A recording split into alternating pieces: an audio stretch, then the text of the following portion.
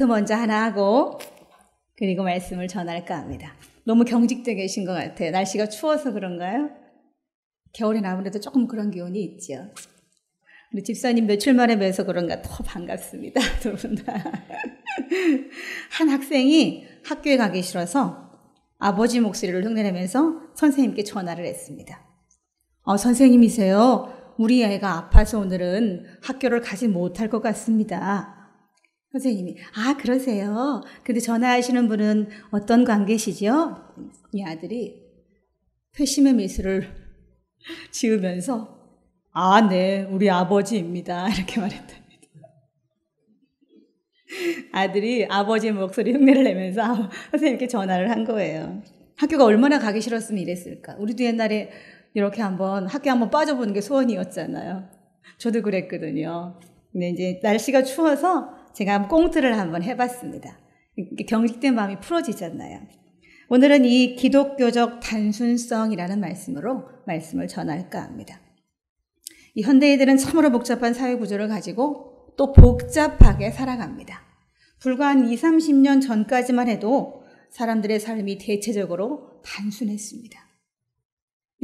한 가정을 모델로 본다면 아이들은 학교를 가고 아버지는 가족 부양을 위해서 일터로 나가고 또 어머니는 가족들을 위해서 집에서 부지런히 가사일을 하는 게 아마 전형적인 우리나라의 일반적인 가정들의 모습이었고 그것이 전반적인 구조였습니다. 그래서 사람들은 생각도 단순했습니다.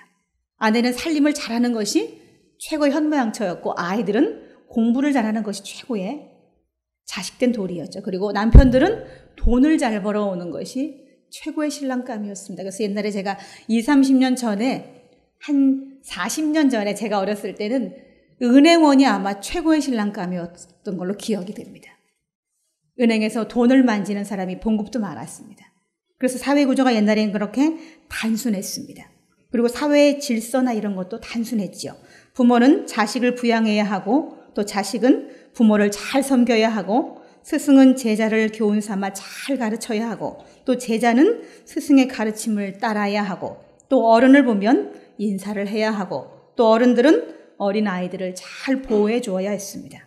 당연히 남의 것은 손대지 않아야 했죠. 그리고 남의 것을 취하면 그에 상응하는 벌을 받는 것이 당연했습니다.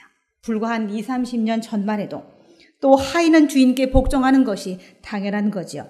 내 것이 귀한 만큼 남의 것도 귀하게 여기들 때가 우리에게는 있었습니다. 불과 한 30년 전까지만 해도.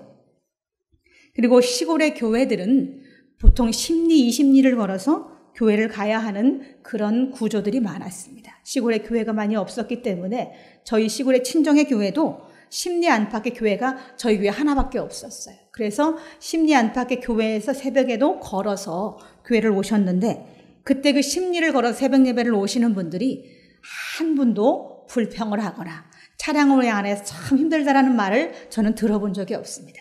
제가 왜 이 예를 아냐면 제가 초등학교 5학년 때부터 저는 새벽 기도를 다녔습니다. 그래서 어렸을 때 그걸 알아요. 근데 저희 어렸을 때 그 멀리 오시는 분들이 한 분도 불평을 하거나 힘들다고 하지 않고 당연히 새벽에 교회를 가는 것을 당연시하고 단순하게 하나님께 간다는 그 마음을 가지고 새벽 예배를 다녔던 것을 저는 기억합니다. 그런데 현대 사회 구조는 이 단순성에서 완전히 멀어졌습니다. 우리가 옳다고 여기는 것들, 또 진리라고 생각하는 것들이 완전히 다 깨어지고 또 질서도 바뀌었습니다. 옛날에 부모가 자식을 잘 부양해야 했다 하면 지금 현대는 버릴 수밖에 없는 이유를 얘기합니다. 그리고 옛날에 20, 30년 전에 자식은 부모를 잘 섬겨야 했다면 지금은 사회 여건상 그럴 수 없다라고 사람들이 말합니다. 또 스승은 이 제자를 잘 가르쳐야 했습니다. 근데 더 이상 이 현대는 인격과 품성의 요람이 아니라고 말합니다. 또 제자는 스승을 잘 따라야 했습니다. 그런데 요즘은 더 이상 존경할 만한 선생님이 없다라고 그렇게 말합니다. 또 어른을 보면 인사를 해야 했습니다. 저는 저희 아이들한테 하루에 10번 어른을 보면 10번은 인사를 해라 이렇게 가르쳤습니다. 그런데 현대는 어른이 먼저 인사를 해야 아이들이 아는 척을 한답니다. 그리고 옛날에는 어른들이 아이들을 보호했습니다. 내 아이든 남의 아이든 길 가다가 넘어진 아이를 보면 이렇게 세워주고 어디가 다친 데가 없는지 보살펴주는 것이 보통 사람들의 정서였습니다. 근데 지금은 아이가 넘어져도 그냥 보고 지나갑니다. 오히려 만졌다가 내가 넘어뜨렸다가 섬택이나 쓰지 않을까 싶어서 오히려 피해가는 것이 현실이 되었습니다. 또 옛날에 20, 30년 전까지만 해도 남의 것을 함부로 손대지 않았습니다. 그런데 현대는 먼저 가져가는 것이 임자라고 그렇게 정서가 바뀌었습니다. 또 남의 것을 취하면 그에 상응하는 벌을 받았지요. 근데 요즘에는 뭐 어쩌라고 라고 얘기한다고 합니다. 남의 것을 가져간 뒤에 왜 가져갔어? 라고 물으면 그래서 뭐 어쩌라고 이렇게 반응하는 것이 현대라고 합니다. 또 하인은 주인께 복종하는 것이 당연했지만 지금 21세기에 우리가 살아가고 있는 2017년에는 복종이 웬 말이냐고 말한다고 합니다. 또 내 것이 귀한 만큼 남의 것도 귀하게 여기고 살았지요. 근데 지금 현대는 내 것은 귀하지만 남의 것은 그까이 것 뭐 이렇게 말한다고 합니다. 이렇게 정서가 한 30년 전과 지금이 그렇게 많이 바뀌었죠. 그 단순하던 인간사들이 복잡하게 바뀌었습니다. 저는 차를 잘 닦지 않습니다. 제가 이제 3년 전까지만 해도 조금만 빌라에 살았기 때문에 그 빌라의 주차장이 협소했어요. 그래서 차를 이제 닦아놓으면 그 다음날 여지없이 크러치가 나 있어요. 그래서 제가 나중에는 차를 안 닦았습니다. 왜 차를 닦아놓으면 긁고 싶은 마음이 생길까?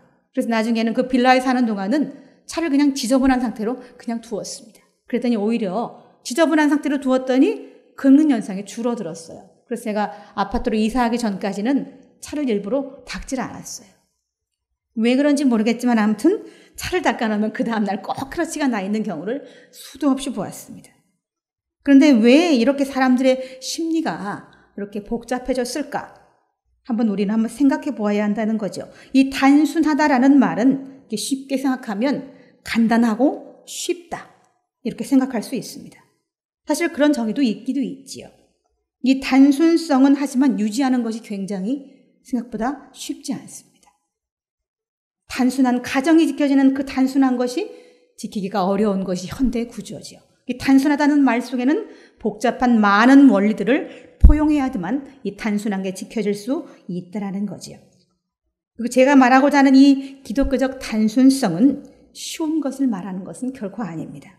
오늘 핵심이 되는 기독교적 단순성의 목적은 하나님을 기쁘시게 하고 우리가 그 도달점이 하나님께 영광이 되기 위한 목적을 가지고 기독교적 단순성이라는 말씀으로 여러분에게 말씀을 전하는 것입니다. 그래서 이 기독교적 단순성을 성경에 한번 비추어 보겠습니다. 오늘 창세기 22장에 이제 나오는 아브라함과 이삭이라는 인물이 있습니다. 아브라함의 입장에 비추어서 이제 말씀을 전할까 합니다. 이 창세기 2장 7절에는 하나님이 흙으로 사람을 빚으시고 그 코에 생기를 불어넣어서 생명이 되었다라고 말씀하십니다. 그것은 인간의 창조주가 바로 하나님이라는 거지요. 사람은 하나님께로부터 왔습니다.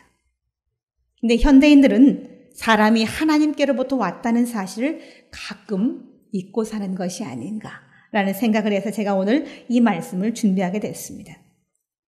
이 아브라함은 85세 때에 이스마엘이라고 하는 첫 번째 아들을 얻게 되었습니다.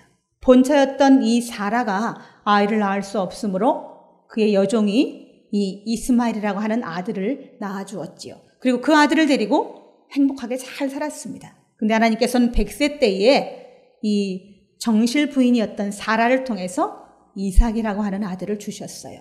그리고 아브라함은 아브라함은 첫 번째 아들 이 이스마엘을 집에서 내보내고 이삭과 사라와 함께 행복한 삶을 살았습니다. 그리고 아브라함이 이 이삭이 조금 자라서 한 17세쯤 되었을 때에 하나님이 어느 날 갑자기 아브라함을 부르시지요. 그리고 하시는 말씀이 내가 사랑하는 독자 이삭을 데리고 모리아 땅으로 가서 번제로 드려라 라는 명령을 하십니다. 그리고 그 말씀 뒤에 바로 3절에 보면 아브라함이 아침에 일찍이 일어나 이렇게 말하고 있습니다. 아침에 일찍 일어나 나귀의 안장을 지우고 두 종과 그의 아들 이삭을 데리고 번제에 쓸 나무를 쪼개어 하나님이 자기에게 일러준 산 곳으로 가더니라고 말하고 있습니다. 하나님께서는 자기에게 100세 때에 주신 그 이삭을 번제를 드리라는 명령을 하셨고, 아브라함은 그 말씀을 듣고 그 다음날 새벽 일찍이 그 아들을 데리고 번제를 드리기 위해서 길을 떠났다라는 것이 오늘 말씀입니다. 이 상황을 저는 아주 어렸을 때부터 어떻게 이런 일이 있을 수 있었을까? 아브라함은 어떻게 이런 말씀에 순종할 수 있었을까라는 의문을 가졌습니다. 그런데 이 아브라함은 단순하게 행동했습니다. 하나님 명령 앞에 그냥 단순하게 그 다음날 새벽 일찍이 그냥 떠났다는 거죠. 그냥 바로 생각하지 않고 실천에 옮겼다는 것입니다. 욥기 1장 21절에 보면 주신 이도 여호와시오 거두신 이도 여호와시라라는 말씀이 있습니다. 그런데 아마 아브라함은 그런 생각을 하지 않았을까요? 그래서 자기 아들, 그 귀한 아들을 100세에 주신 하나님이 주신 그 아들을 데리고 길을 떠났습니다. 그 아침이 오기까지 아브라함이 만약에 그날 밤에, 전날 밤에 이런 음성을 들었다면 그 전날 밤보다 그 다음날 새벽 날이 밝기 그 전까지 아브라함의 마음은 어땠을까? 그 몇 시간 되지 않는 시간 동안 아마 이 아브라함은 지옥에 1000년보다 더 긴 시간을 보내야 했을 것입니다. 날이 밝으면 그 아들을 데리고 떠나야 했기 때문에 그 몇 시간 동안 그의 시간은 지옥보다 훨씬 더 가혹한 시간이었을 것입니다. 너무나 지극히 단순한 하나님의 명령 앞에 이 아브라함은 단순하게 반응했습니다. 이 세상은, 현대가 살아가는, 우리가 살아가는 이 세상 속은 아우성이 말도 못하게 요란합니다. 사람들이 각자 다 한마디씩 말하기를 좋아합니다. 그래서 데모하기를 좋아하고, 기업도 이제 직원들이 무디기 이렇게 농성하기를 좋아합니다. 사람들이 자기의 목소리를 내는 것을 좋아하는 것이 바로 현대 사회 구조지요. 그런데 아브라함이 만약에 이런 일을 하나님께 명령을 들었어도, 만약에 아브라함이 그 말에 순종하기 전에 이 일에 대해서 다른 반응을 했다면 어땠을까? 라는 생각을 저는 가끔 해봅니다. 요즘 교회에는 아이들이 점점 줄어들고 있습니다. 제가 어렸을 때만 해도 아이들이 교회에 굉장히 많았습니다. 제가 초등학교 5학년 때 주일학교 교사를 했습니다. 그런데 그때만 해도 동네 온통 아이들이 다 교회로 몰려들었었습니다. 그래서 교회 안에는 어른보다 아이가 더 많은 때도 많았습니다. 그래서 그 아이들이 무리를 이루어서 성경 공부를 하고 찬양을 드리고 예배를 드릴 때에 교회가 북적북적했지요. 그런데 수십 년이 지나면서 불과 한 40년 그 정도 지난 그 사이에 교회의 아이들은 거의 사라져갔습니다. 예수를 믿는 가정의 아이들도 교회에 머물지 않고 다른 곳에 있는 경우가 굉장히 많습니다. 이 아이들 공부에 너무 열을 올리다 보니까 예배가 공부의 뒤로 밀리고 말았습니다. 이 지혜나 지식, 총명, 이 모든 것들이 다 하나님께로부터 나온다는 사실을 현대인들은 간혹가다 잊고 있는 것이 아닌가 생각합니다. 야고보서 1장 5절의 말씀에 보면 누구든지 지혜가 부족하거든 모든 사람에게 후히 주시고 꾸짖지 아니하시는 하나님께 구하라. 그리하면 주시리라. 이런 말씀이 있습니다. 지혜를 구하면 주신다고 그렇게 성경은 말씀하시는데 요즘 현대인들은 그 지혜를, 지식을 세상에서 찾고 있죠. 이 지혜는 공부의 필요성을 알지만 왜 하나님께 먼저 인지를 우리에게 알게 합니다. 지혜는, 하나님이 주시는 지혜는 사람을 차분하게 하고 또 깊이 있게 합니다. 그래서 공부를 왜 하는지, 어떻게 공부해야 되는지를 알게 하는 것이 바로 하나님이 주시는 지혜지요. 이 사실은 하나님 중심적인 사람이라면 알 수 있는 것들이지요. 근데 사고의 중심이 하나님께 있지 않고 사람에게 있다 보니까 사람 스스로가 용쓰는 일이 생기고 마는 것입니다. 아이들을 12시 넘도록 학원에 보내야 하고 그 일들을 위해서 예배를 범하는 것들을 너무 가볍게 하는 것이 우리가 현대를 살아가는 부모의 아이들을 향한 교육법이기도 합니다. 그리고 아이들이 무엇인가 채우고자 할 때는 편법도 마다하지 않습니다. 제가 우리 큰아이를 고등학교 2학년 때 학원에 처음에 상담을 하러 데려갔습니다. 그랬더니 학원 원장님께서 하시는 말씀이 어머니 걱정하지 마십시오. 저희 학원은 대학에 필요한 서류들을 언제든지 끊어드릴 수 있습니다. 라고 하시면서 우리 아이가 하지 않은 것도 필요하시면 끊어드릴 수 있습니다. 라고 너무 당당하고 너무 자연스럽게 저한테 얘기를 하는 경우를 저는 들었습니다. 그래서 제가 그때 그랬습니다. 원장님 그건 그렇지 않죠. 저는 그런 거 필요하지 않습니다. 하고 저는 그 학원에 아이를 보내지 않았습니다. 근데 요즘 학원들은 너무나 당당하게 아이와 상관없는 것도 편법으로 만들어주는 것을 학원의 자랑으로 그렇게 생각을 한다는 거죠. 이 키에로 쾌그루라는 이 덴마크의 실존주의 철학자가 있습니다. 이 사람이 우리는 결국 연단을 거쳐서 오직 한 가지에 이른다라고 바로 단순성의 단순성이다라는 말을 했습니다. 이 키에로 쾌그루의 말을 한번 제가 읽어드리겠습니다. 하나님께서 주권자시라는 것은 확실해. 그러나 후에 인간들이 나타나서 그리스도 안에 있는 것들을 자기에게 편리한 대로 정비하라고 했어. 그렇게 해서 목사들이 주권자가 되는 거야 라는 말을 했습니다. 이 키에로 쾌그루는 이 교회에 대해서 굉장히 비판적인 시각을 가졌던 사람이었습니다. 기존의 교회가 하나님의 뜻을 거스르기 때문에 그것은 마땅히 개혁되어야 한다라고 키에로 쾌그루는 생각했던 거죠. 그가 교회를 신랄하게 비판했던 것은 교회에 문제가 있었기 때문에 그렇습니다. 하나님이 중심이 아닌 인간 중심적인 사고로 사람들이 성도가 교회가 그렇게 이끌려 나갔기 때문에 키에로 쾌그루는 비판할 수밖에 없었던 거죠. 교회의 사고가 하나님께 있지 않고 영리 목적의 사업의 목적에 있습니다. 또 성도의 사고가 예배에 있지 않고 세상의 복잡한 구조와 현실에 있다는 거죠. 그래서 그 속에서 살다 보니까 신앙생활의 비중이 점점 작아질 수밖에 없다라는 겁니다. 데이비드 리빙스턴이라고 하는 이 노예 매매 철폐 운동을 했던 사람이 있습니다. 이 사람은 굉장히 무력한 자들을 위해서 평생을 싸워야 했습니다. 이 사람이 사람을 동물 부리듯이 하는 것이 부당하다고 느꼈던 리빙스턴은 그것을 없애기 위해서 평생을 살았습니다. 이 리빙스턴은 단순하게 사고했습니다. 사람과 사람 사이에 노예는 있을 수 없다. 그래서 이것은 폐지되어야 한다라고 생각했기 때문에 그는 그 복잡한 일들을 할 수 있었던 거지요. 예수님의 이 인생도 굉장히 단순한 인생을 사셨습니다. 그래서는 부모님께 순종하고 그렇게 사셨고 공생애가 시작되고 난 후부터는 전적으로 하나님의 말씀에 순종해서 사셨습니다. 근데 예수님의 생활은 결코 순탄하지 않았습니다. 결코 단순하지 않았습니다. 한 벌의 옷으로 또 늘 끼니를 드시지 못하고 사셔야 했습니다. 또 매일마다 몰려드는 병자들과 늘 섞여 있어야 했고 편하게 쉴 수도 없었습니다. 그뿐입니까? 인자는 머리 둘 곳이 없다라고 말씀하시면서 기거할 곳이 없는 자신의 처지를 말씀하시기도 하셨습니다. 그리고 아침 일찍 일어나서 늘 기도하셨지요. 결코 단순하지 않은 복잡한 인생을 사셨습니다.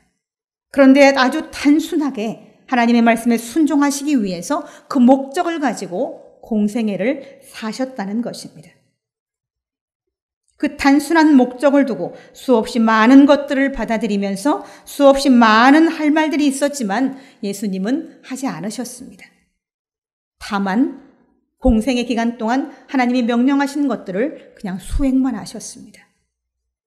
사람들은 나 살고 봐야지 않겠습니까? 라는 말을 합니다. 나를 죽이면서까지 일을 할 수는 없지는 않습니까? 이렇게 말합니다. 근데 예수님은 그렇게 하셨습니다. 나를 죽이면서 일을 하셨습니다. 내가 죽어야 하는 지경에까지도 불평하지 않고 단순한 목적을 위해서 일하셨습니다. 왜 예수님께서 그렇게 일하셨을까? 왜 단순한 목적 하나를 두고 복잡한 인생을 사시면서도 단순하게 생각하고 행동하셨을까? 그것은 하나님의 목적이 이르기 위해서 그렇게 하신 거죠. 또 하나님을 기쁘시게 하기 위한 목적의 도구가 되기 위해서 그렇게 하셨던 거죠. 이 현대의 그리스도인들은 이 단순성에서부터 너무 멀리 와버린 것은 아닌가라는 생각을 합니다. 그래서 이 하나님의 기독교적 단순성을 유지하기 위해서 4가지를 저는 제시해 보겠습니다. 그 첫 번째는 하나님과 만나기 위해서 가지를 쳐라 라는 말씀입니다. 기독교적 단순성 첫 번째는 가지를 쳐라. 이 과수원을 하는 이 과수원지기들은 봄에 가지를 쳐줍니다. 그 전해에 거두었던 과수원의 과수들을, 유실수들을 가지를 쳐주는 일을 하지요. 그 가지를 쳐주는 이유의 목적은 그 다음 해에 봄에 가지를 쳐줌으로 더 튼실한 과일이 열리고 나무가 더 튼튼하게 열매를 맺기 위해서 가지를 쳐줍니다. 이 아브라함은 오늘 성경의 22장에 등장하는 이 아브라함은 하나님의 명령 앞에 아주 단순하게 반응하면서 가지를 쳤습니다. 그 가지를 치는 내용은 이 아들 이삭을 죽여서 번제로 드리라는 일에 자기 부인 사라와 의논하지 않았습니다. 만약에 여러분 이 상황을 한번 생각해 보십시오. 만약에 이 아브라함이 그날 밤에 하나님께 이런 명령을 들었을 때에 급하게 자기 부인을 불러서 이 일을 아마 상의했다면 어땠을까? 상의할 수 있는 일이잖아요. 너무나 중대한 일이잖아요. 상의할 수 있는 일이에요. 그런데 이 아브라함은 상의하지 않았습니다. 상의를 해야 되는 그 가지를 쳐냈습니다. 세상에 어떤 아내가 이런 상의를 할 때에 동의할 수가 있겠습니까? 그래서였을까요? 아브라함은 아내와 상의하지 않았다는 거예요. 그리고 아침 일찍이 아내에게 아무 말도 하지 않고 아들을 데리고 길을 떠났습니다. 한 무리의 사람이 100명이라고 하면 그 100명을 만족시킬 수 있을까요? 절대로 불가능합니다. 무리가 100명 그 이상이든 그보다 더 작든 상관없이 사람 모두를 만족시키는 일은 불가능합니다. 왜 그러냐면 사람의 마음이 한 가지일 수 없기 때문에 그렇지요. 만약에 아브라함이 사라와 상의했더라면 이삭과 같이 길을 나설 수 없었을 것입니다. 그리고 아마도 모르지만 다른 방법으로 하나님의 명령에 접근하려고 아마 했을 것입니다. 제가 오래전에 전도사로 있을 때에 그 교회에서 있었던 일을 하나 말씀드릴까 합니다. 그 교회에는 몇 개월 전부터 성경 퀴즈 대회를 계획하고 그 일을 추진해 나갔습니다. 이 성경 퀴즈 대회의 목적은 교인들의 친목을 도모하고 또 은혜 가운데에 이 성경에 자연스럽게 접근하게 하기 위한 목적이 있었습니다. 근데 준비하는 그 수개월 동안 성도들의 의견이 계속 수렴이 되었습니다. 그리고 나중에는 이 성경 퀴즈 대회가 성경 시험으로 바뀌었습니다. 그리고 제가 있던 그 교회는 연세가 상당히 든 분들이 상당히 많은 그런 교회였습니다. 연령층이 60대가 넘는 분들이 많은 그런 교회였는데 성경 퀴즈 대회가 성경 시험으로 바뀌고 그날 지필고사를 보들 그렇게 앉아서 조용한 상태에서 성경 시험을 보게 되었습니다. 그 성경 시험이 있고 난 후에 교회에 상당한 부류들이 시험에 들었습니다. 우리가 이 나이에 이렇게 스트레스 받게 이런 시험을 보아야 합니까?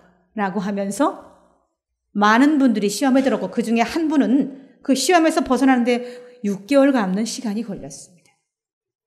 처음에 목적이 성도들의 이 친목을 도모하고 성경에 대한 은혜로운 접근을 유도했던 그 성경 퀴즈 대회가 사람들의 생각의 의견이 수렴되면서 성경 시험으로 바뀌었고 은혜는 온데간데 없어졌다는 것입니다. 현대의 사회 구조는 많은 사람들의 의견을 수렴해서 그것을 반영하는 것이 정석이라고 말합니다. 하지만 어떤 상황은 그렇지 않을 때도 있다는 것입니다. 아브라함이 이 이삭을 데리고 모리아 산으로 떠나야 하는 이 상황은 상의를 해서는 안 되는 거죠. 하나님의 말씀에 순종하기 위해서는. 이 사라와 의논했더라면 분명히 순종할 수 없었을 것이 분명하기 때문에 그렇습니다. 이 사사기 7장에 보면 이 미디안의 13만 5천 명을 하나님께서는 300명의 용사로 대항할 수 있게 하셨습니다. 처음에는 13만 5천 명을 3만 2천 명이 준비하고 있었지만 하나님께서는 2만 2천 명을 보내고 1만 명이 남았을 때 그도 너무나 많다. 다 돌려보내고 300명망을 가지고 미디안의 13만 5천 명을 쳐들어갈 수 있게끔 명령하셨습니다. 그런데 만약에 기드온이 이 300용사를 데리고 가기 전에 자기들의 참모들을 불러서 아마 이 일을 놓고 상의했다면 어땠을까? 가능하지 않았겠죠. 13만 5천 명을 어떻게 300명으로 상대할 수가 있겠어요. 전쟁은 아마 초장에 나서지도 못하고 아마 무너졌을 것입니다.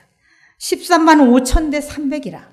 이건 말도 안 되는 얘기죠. 절대 상대할 수 없는, 대응할 수 없는 숫자라고 저는 보여집니다.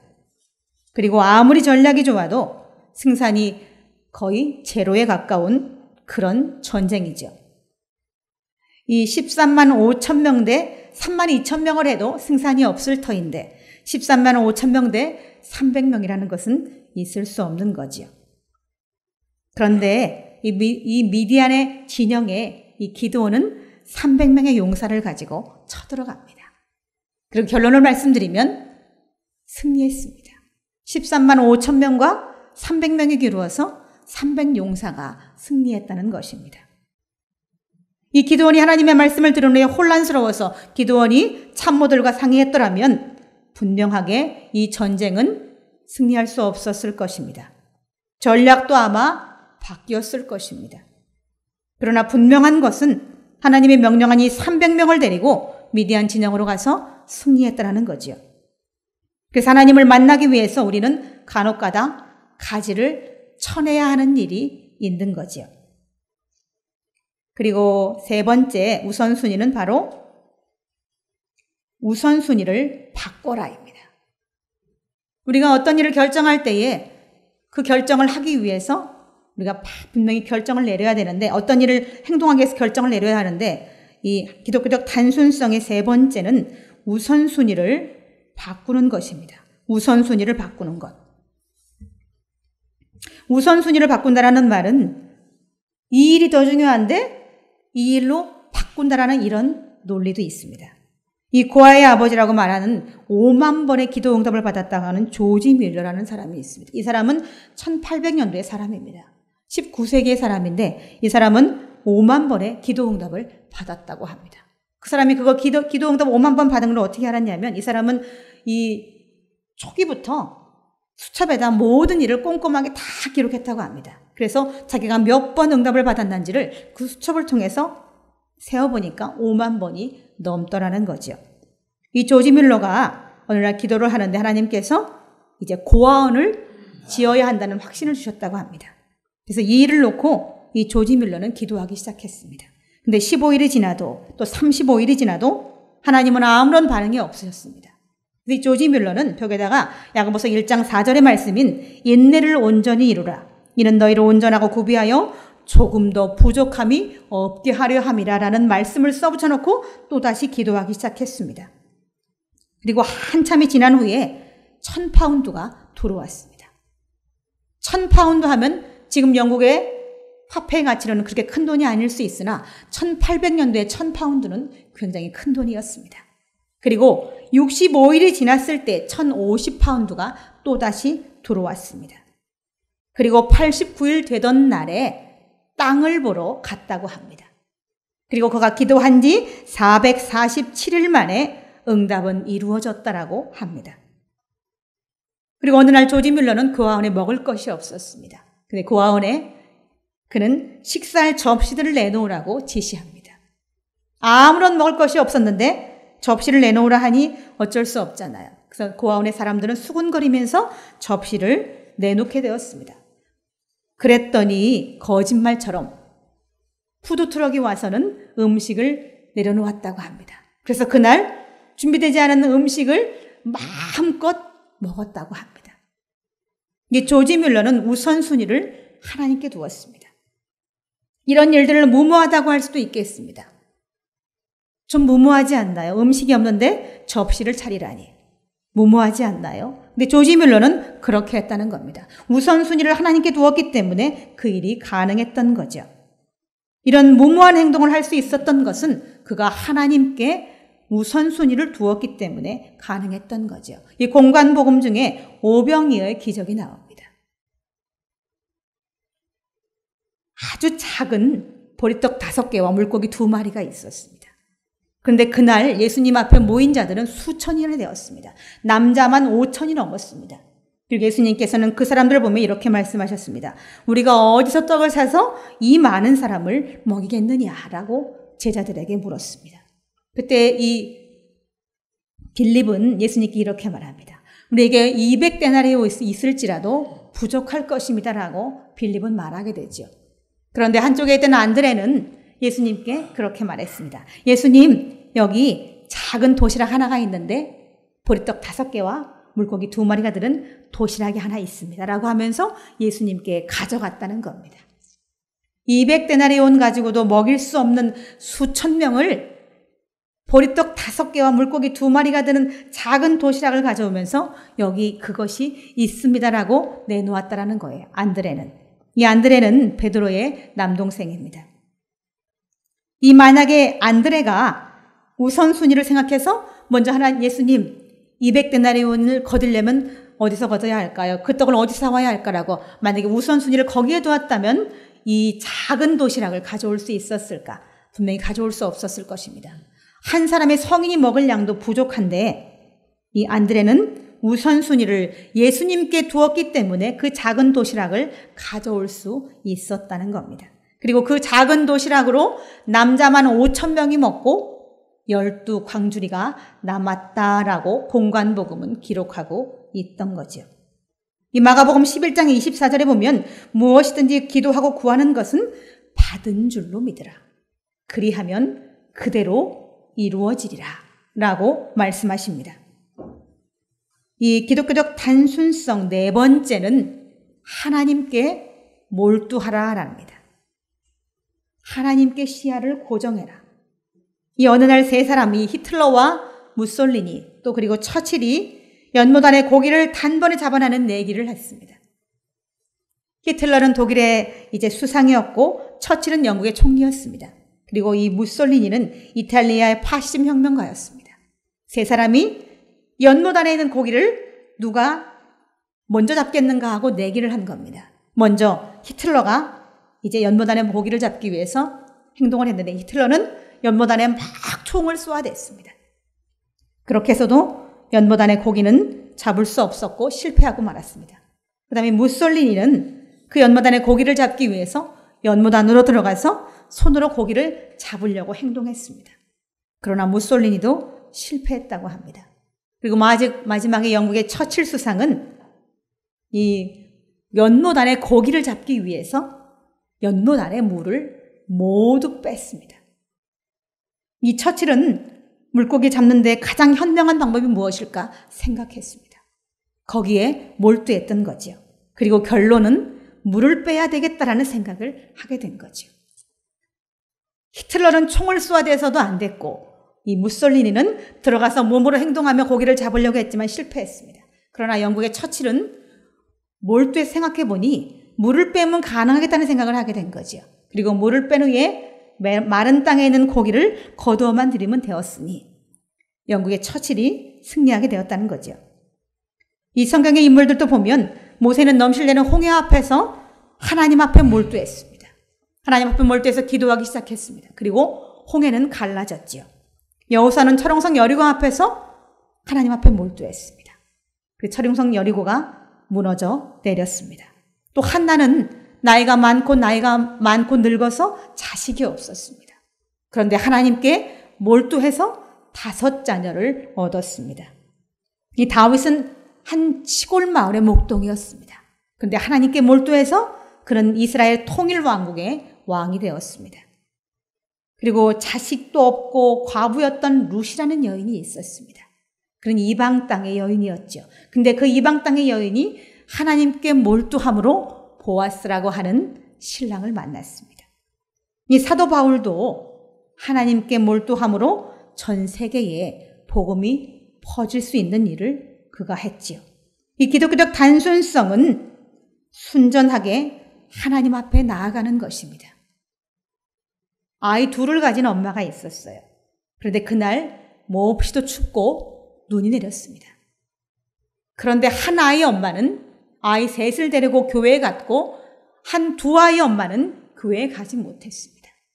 이 셋을 가진 엄마는 예배를 향하여 몰두했기 때문에 날씨가 차갑고 눈이 왔지만 문제가 되지 않았던 거지요.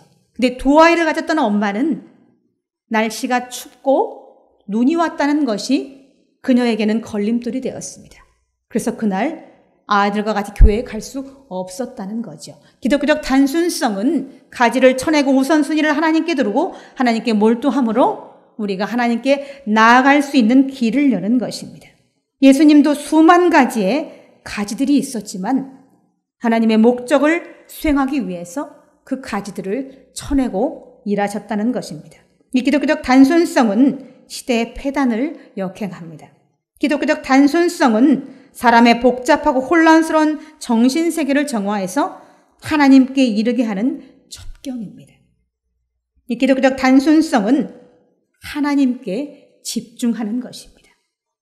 가끔 집중을 한 곳에 하다 보면 옆을 볼 수 없는 그런 단점도 있지만 기독교적 단순성은 하나님께 우리가 집중해야지만 하나님과 교통할 수 있고 하나님께서 우리에게 예비하신 것이 무엇인지도 알 수 있고 우리의 신앙도 성장할 수 있습니다. 하나님 앞에 조금 단순해지십시오. 예배를 위해 상황을 단순화시키고 하나님과 교제하기 위해서 세상의 가지들을 쳐내는 것, 과감히 쳐내는 것은 크리스찬들의 이 덕목 중에 가장 우선순위가 되는 것들입니다. 신앙의 성장을 위해서 우리는 단순할 필요가 있습니다. 또 신앙의 성장을 위해서 우리들은 여러 가지 이유들을 없애야 할 필요성도 있습니다. 또 기독교적 단순성을 위해서 우리는 움직일 때마다 말을 하는 것을 자제해야 합니다.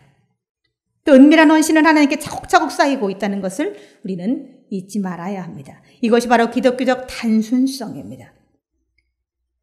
이 고대에 그리스의 안티오쿠스 4세라고 하는 황제가 있었습니다. 그런데 이 황제는 이 유대 사회를 헬라화시키기 위해서 굉장히 이 유대인들을 핍박했던 그런 황제였습니다. 근데 이 안티오쿠스 4세 때에 이 시리아의 마케베오 전쟁이 있었습니다. 근데 이 마케베오 전쟁 때에 하시딤이라고 하는 용사들이 있었습니다.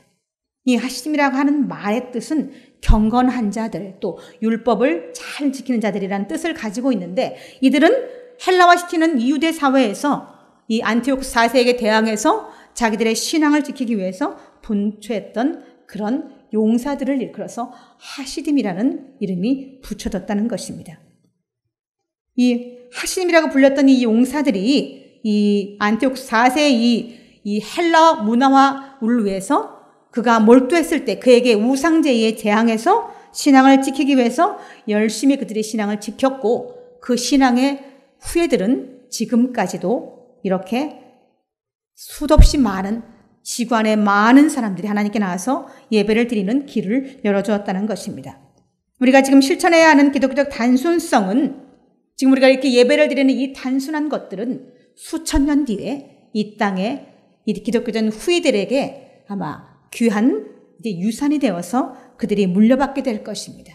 우리가 조금 단순하다 할지라도 하나님 앞에는 우리가 단순하게 행동하는 그 모든 것들이 하나님의 영광을 받으실 만하게 합당하고 또 우리는 그로 인해서 하나님의 축복도 받을 수 있다라는 그 단순한 진리를 우리 기억하는 그런 주일이 되었으면 합니다. 다 같이 기도하시겠습니다. 하나님 아버지, 하나님의 은혜를 참으로 감사합니다. 우리는 하나님 앞에 신앙생활을 하면서 좀 더 단순해질 필요가 있다라고 저는 생각합니다. 가지를 쳐내고 하나님께 우선순위를 드리고 하나님께 몰두하여 우리가 신앙을 온전하게 잘 지킬 수 있도록 하나님 지켜주옵시며 그 단순한 신앙을 지키기 위해서 복잡한 것들을 우리가 겪어야 할 때에도 하나님, 우리가 목적을 하나님께 두었기에 능히 잘 감당할 수 있도록 우리 모두를 축복하옵시며 그것을 통해서 하나님께서 영광을 받으실 만한 그런 모습을 갖도록 우리 모두를 인도하여 주옵소서. 감사와 영광을 드리며 우리 구주 예수 그리스도의 이름으로 기도드리옵나이다. 아멘.